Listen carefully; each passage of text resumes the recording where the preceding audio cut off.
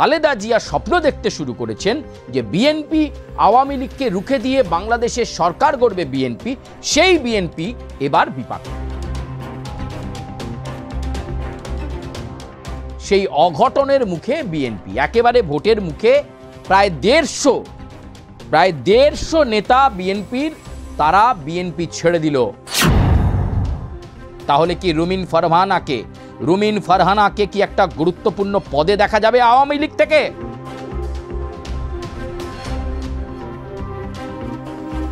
রুমিন ফারহানাকে কি যোগ্য প্রার্থী হিসাবে যোগ্য কেন্দ্র থেকে লড়াই করিয়ে শেখ হাসিনা একটা গুরুত্বপূর্ণ বার্তা দেবেন? নমস্কার প্রিয় দর্শক বন্ধু, বাংলাদেশের সাম্প্রতিকতম পরিস্থিতি এবং এই যাবৎকালের যা পরিস্থিতি তার প্রত্যেক মুহূর্তের খবর, কোনায় কোনায় থাকা খবর আপনাদের কাছে আমরা দিয়ে চলেছি। কখনো বাংলাদেশের আভ্যন্তরীণ খবর, কখনো বাংলাদেশে কি ঘটতে চলেছে কোনো খবর, আবার কখনো বাংলাদেশ ঠিক কোন পথে এগোচ্ছে, এই সমস্ত খবর আপনাদেরকে আমরা দিয়ে চলেছি প্রতিনিয়ত প্রতি মুহূর্তে। এখন বাংলাদেশের প্রেক্ষাপটটা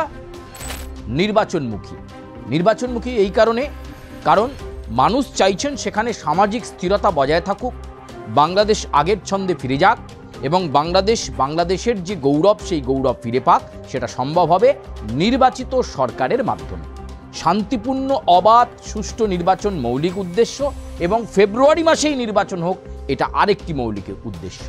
এই উদ্দেশ্যকে সামনে রেখেই বাংলাদেশের মানুষ একটু একটু করে নিজেদের মনকে প্রস্তুতির জায়গায় নিয়ে যাচ্ছেন। বাংলাদেশের আকাশে বাতাসে এখন প্রস্তুতির পর্ব। জনগণ চাইছেন নির্বাচিত সরকার এলে বাংলাদেশ ফিরে পাবে তার গৌরব, আর তার জন্য একটু সময়ের অপেক্ষা। রাজনৈতিক শিবিরগুলো একেবারে প্রস্তুতি নিতে শুরু করেছে। আমরা সমীক্ষার কথাও আপনাদেরকে বলেছি।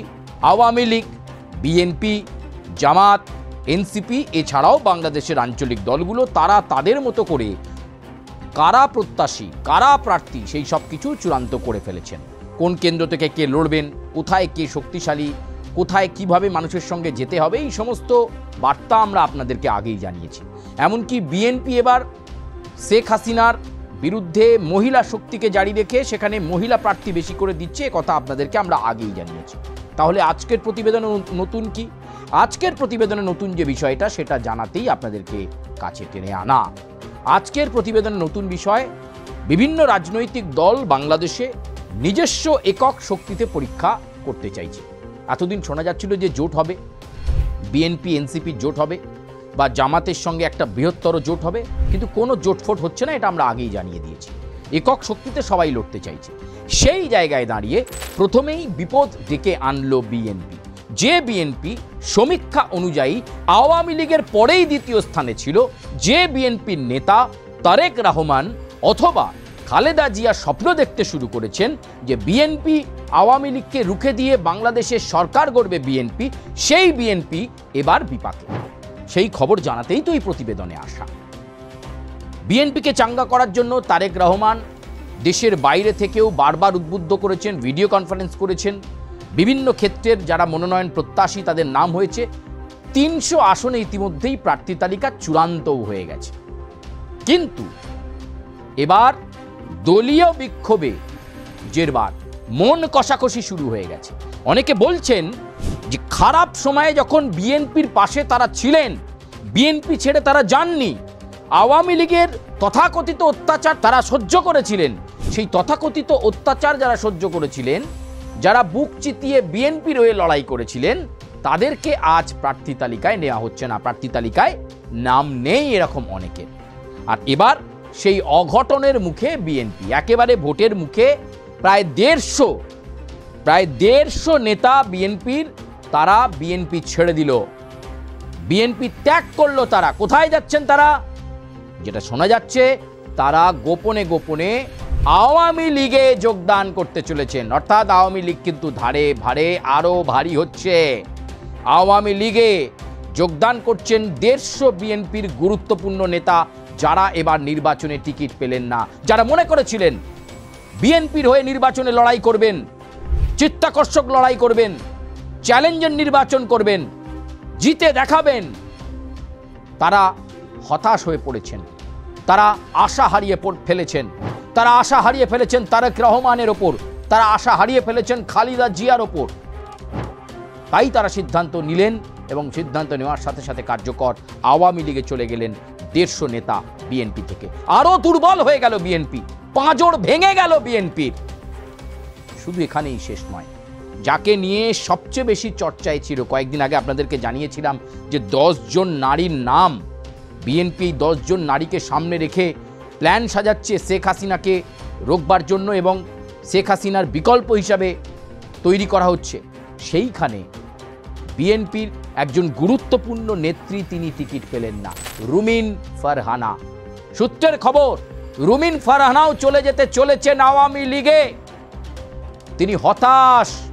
তিনি দলের গুরুত্বপূর্ণ পদে থেকে তিনি আশা করেছিলেন যে এবারের এই নির্বাচন, যে নির্বাচনকে বাংলাদেশের মানুষ পরিবর্তনের নির্বাচন বলছে, যে নির্বাচনকে বাংলাদেশের মানুষ সংস্কারের নির্বাচন বলছে, যে নির্বাচনকে বাংলাদেশের মানুষ বলছে গণতন্ত্র প্রজাতন্ত্র ফিরে আসার নির্বাচন, সেই নির্বাচনে রুমিন ফারহানার মতো জনপ্রিয় বিএনপি নেত্রী তিনি টিকিট পেলেন না। খেলা শুরু হয়ে গেছে। টিকিট না পেয়ে তিনি অগত্যা আওয়ামী লীগের সঙ্গে যোগাযোগ করছেন। তাহলে কি রুমিন ফারহানাকে কি একটা গুরুত্বপূর্ণ পদে দেখা যাবে আওয়ামী লীগ থেকে? দর্শক বন্ধু, আমরা আগেই জানিয়েছিলাম যে আওয়ামী লীগ তাদের খেলা শুরু করে দিয়েছে। শেখ হাসিনা কোর কমিটি তৈরি করেছেন, সেই কোর কমিটি গোপনে গোপনে কাজ করছে। 13ই নভেম্বর তো লকডাউন হবে, সব কিছু বুঝলাম, কিন্তু এরই মাঝে আওয়ামী লীগ তারা তাদের মতো করে কৌশল গোছাতে শুরু করেছে এবং সেই কৌশলে এবার কি রুমিন ফারহানা একটা গুরুত্বপূর্ণ মুখ হতে চলেছেন। আওয়ামী লীগ দেখাবে যে কেন বিএনপি করা যায় না বা বাংলাদেশে অন্য রাজনৈতিক শিবির কেন করা যায় না, কেন আওয়ামী লীগ রুমিন ফারহানাকে কি যোগ্য প্রার্থী হিসাবে যোগ্য কেন্দ্র থেকে লড়াই করিয়ে শেখ হাসিনা একটা গুরুত্বপূর্ণ বার্তা দেবেন। খুব গুরুত্বপূর্ণ মুভমেন্ট চলছে এই মুহূর্তে বাংলাদেশে রাজনৈতিক শিবিরগুলোর মধ্যে। একটা দল থেকে 150 নেতা চলে যাওয়া এবং রুমিন ফারহানার মতো নেত্রী তিনি বাড়িতে বসে পড়লেন, হতাশ, তিনি টিকিট পেলেন না। বিএনপি কিন্তু ভাঙতে শুরু করল। অথচ খালেদা জিয়া তিনি নিজে 3টে কেন্দ্র থেকে লড়াই করবেন, নির্বাচন করবেন 3টে কেন্দ্র থেকে। কেন একটা কেন্দ্র কোনো সতীর্থকে ছাড়া যেত না? এই জল্পনা, এই বিতর্কগুলো মাথাচাড়া দিয়ে উঠছে এবং রাজনৈতিক শিবিরগুলো যখন এই বিষয় নিয়ে অঙ্ক কষাকষি করছে, যখন এনসিপি জুলাই গণঅভ্যুত্থানের মধ্য দিয়ে তৈরি হয়ে আসা দল, তারা নিজেদের শক্তিতে বলিয়ান হয়ে লড়াই করতে চাইছে বিএনপির সঙ্গে জোটে না গিয়ে, যখন আওয়ামী লীগ প্রত্যাবর্তনের স্বপ্ন দেখতে শুরু করেছে, যখন জামাতের মতো দল এবার তারা মনে করছে যে একটা ঝাঁকুনি দিয়ে দেবে বাংলাদেশের নির্বাচনে, ঠিক সেই সময়ে ধাক্কা খেল বিএনপি। সমীক্ষাতে 2য় স্থানে থাকা দল বিএনপি ধাক্কা খেল। তাহলে কি আওয়ামী লীগের লড়াই আরও সহজ হয়ে গেল? বিএনপির নেতারা আওয়ামী লীগে চলে যাওয়ার ফলে আরও শক্তিশালী আওয়ামী লীগ হলোই, সেই সঙ্গে শেখ হাসিনা কি দেশে ফিরেই একটা গুরুত্বপূর্ণ বার্তা দিতে পারবেন? 3-4খানা 5খানা 6খানা স্ট্র্যাটেজি কিন্তু প্রস্তুত, আমরা আগেই বলেছিলাম। নিউ টাউনে কলকাতায় আওয়ামী লীগের 26 নেতা তারা কিন্তু মিটিং সব করে ফেলেছেন, তাদের মাস্টার প্ল্যান রেডি, আমরা আগে বলেছিলাম। এখন শুধু খেলাটা দেখুন বিএনপি কিভাবে ভাঙতে শুরু করেছে। প্রিয় দর্শক বন্ধু, বাংলাদেশের প্রত্যেক মুহূর্তের আপডেট আপনাদের কাছে আমরা এভাবে লাগাতার দিয়ে চলেছি। তারেক রহমান দেশে ফেরার একটা পরিস্থিতি তৈরি যখন হচ্ছে, ঠিক সেই সময়ে তার হাতে করে গড়ে ওঠা যে দলটা ভেঙে খান খান হয়ে গিয়েছিল, তারেক রহমান সংঘবদ্ধ করছিলেন, একটু একটু করে লড়াইয়ের মাটি তৈরি হচ্ছিল। ঠিক 300 আসনে প্রার্থী চূড়ান্ত হতেই বিএনপিতে দলীয় কোন্দল, গেল রব, দ্বন্দ্ব, আর সেই দ্বন্দ্বই কিন্তু আওয়ামী লীগকে নির্বাচনে অক্সিজেন দেবে, এটা খুব পরিষ্কার। রাজনৈতিক বিশ্লেষকরা বুঝতে পারছেন, সে দেশের রাজনৈতিক শিবিরের লোকজন খুব ভালো মতো বুঝতে পারছেন বাংলাদেশের নির্বাচন সত্যিই চিত্তাকর্ষক হয়ে উঠেছে। যত দিন এগিয়ে আসছে ততই নতুন নতুন সমীকরণ তৈরি হচ্ছে এবং সেই সমীকরণ নতুন নতুন ইঙ্গিতের জন্ম দিচ্ছে এবং বিতর্ক সবসময় বাংলাদেশের ক্ষেত্রে থেকেই যাচ্ছে। প্রিয় দর্শক বন্ধু, আজকের মতো এ পর্যন্তই। তবে আপনাদের সঙ্গে আবার দেখা হচ্ছে বাংলাদেশের কোনায় কোনায় থাকা খবর নিয়ে নিশ্চয়ই আপনাদের সঙ্গে দেখা হবে। লাইক করবেন, সাবস্ক্রাইব করবেন এবং অবশ্যই আপনারা যেভাবে মতামত দিচ্ছেন, সব মতামত যে আমাদের প্রতিবেদনের পক্ষেই যেতে হবে এমনটা নয়, বিপক্ষ মতামত আমরা সাদরে গ্রহণ করছি, কারণ আপনারাই আমাদের কাছে সব। ধন্যবাদ।